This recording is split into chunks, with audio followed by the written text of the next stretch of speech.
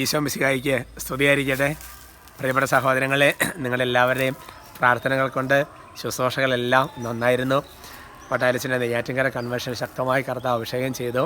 എനിക്ക് ഞാൻ പറഞ്ഞ പോലെ ആ വൈദികരുടെ ഒരു ടോക്ക് ഈശോ വലിയ കരുണ കാണിച്ചു. ഇപ്പോൾ സെഹിയോനിലെ അൽമാരുടെ ധ്യാനം നടന്നുകൊണ്ടിരിക്കുകയാണ്. അടുത്ത ആഴ്ച യൂത്തിൻ്റെ ധ്യാനം, അടുത്ത ആഴ്ച അൽമാരുടെ ധ്യാനം ഇല്ല, യൂത്തിൻ്റെ ധ്യാനമാണ് അടുത്ത ആഴ്ച നടക്കുന്നത്. പ്രിയപ്പെട്ട സഹോദരങ്ങളെ,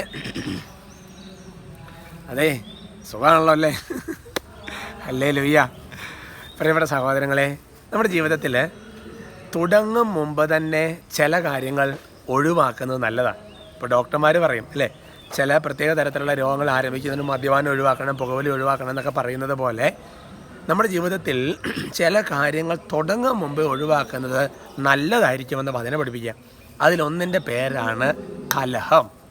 സുഭാഷിതങ്ങളുടെ പുസ്തകത്തിൽ 17-ാമത്തെ അധ്യായം 14-ാമത്തെ തിരുലിഖിതം വചനം എങ്ങനെയാണ് പഠിപ്പിക്കുന്നത്? കലഹം അണ പൊട്ടുന്നത് പോലെയാണ്, കലഹത്തിൻ്റെ ആരംഭം അണ പൊട്ടുന്നത് പോലെയാണ്. അതുകൊണ്ട് കലഹം തുടങ്ങുന്നതിന് മുമ്പ് തന്നെ അത് ഒഴിവാക്കിക്കൊള്ളുക. അത് നമുക്കറിയാം. ഇപ്പം നമ്മൾ വീട്ടിലായിരിക്കുന്ന സമയത്ത്, ഇപ്പോൾ കുടുംബജീവിതത്തിൽ അല്ലെങ്കിൽ ഭാര്യയും ഭർത്താവും അല്ലെങ്കിൽ മാതാക്കന്മാരും മക്കളും അങ്ങനെയൊക്കെ തമ്മിൽ അല്ലെങ്കിൽ ചില ഗ്രൂപ്പുകളൊക്കെ നമ്മൾ സംസാരിച്ചുകൊണ്ടിരിക്കുമ്പോൾ നമുക്കറിയാം ഇതിപ്പം സംഗതി ഇങ്ങനെ കയറി പൊട്ടി ഇപ്പോൾ കൺട്രോൾ എല്ലാം വരെ സംഗതി തീരുമെന്ന് ഉറപ്പാവും. ശരിക്കും പറഞ്ഞാൽ നിങ്ങൾ ഒരു കലഹം തുടങ്ങിയാൽ ശരിക്കും ഒരു അണക്കെട്ട് അങ്ങോട്ട് പൊട്ടി വരും. നമ്മൾ എന്താ ചെയ്യുമ്പോൾ ഒരു കൺട്രോളും ഇല്ല.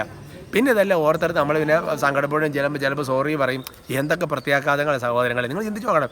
ഇപ്പോൾ നമുക്ക് ഇപ്പോൾ ഒരു വെള്ളപ്പൊക്കം ഉണ്ടായപ്പോൾ തന്നെ അല്ലേ, അണക്കെട്ടൊന്നും പൊട്ടിയില്ല, പക്ഷേ വെള്ളപ്പൊക്കം ഉണ്ടായപ്പോൾ തന്നെ എന്തുമാത്രം എന്ന് പറഞ്ഞവരാണ് കലഹത്തിൻ്റെ ആരംഭം അണ പൊട്ടുന്ന പോലെയാണ്. അതുകൊണ്ട് കലഹം ആരംഭിക്കുന്നതാണ് അത് ഒഴിവാക്കിയുള്ളൂ. നമ്മുടെ മനസ്സിൽ അറിയാം ഇതിങ്ങനെ കൺട്രോൾ പോകാൻ. അതിനു മുമ്പ് തന്നെ ഒരു ഈശോയുടെ കൃപ ചോദിച്ചാൽ അവസാനിപ്പിക്കണം അല്ലേ. അതുകൊണ്ട് അത് അവസാനിപ്പിക്കാൻ കൃപ നിങ്ങൾക്ക് തരട്ടെ.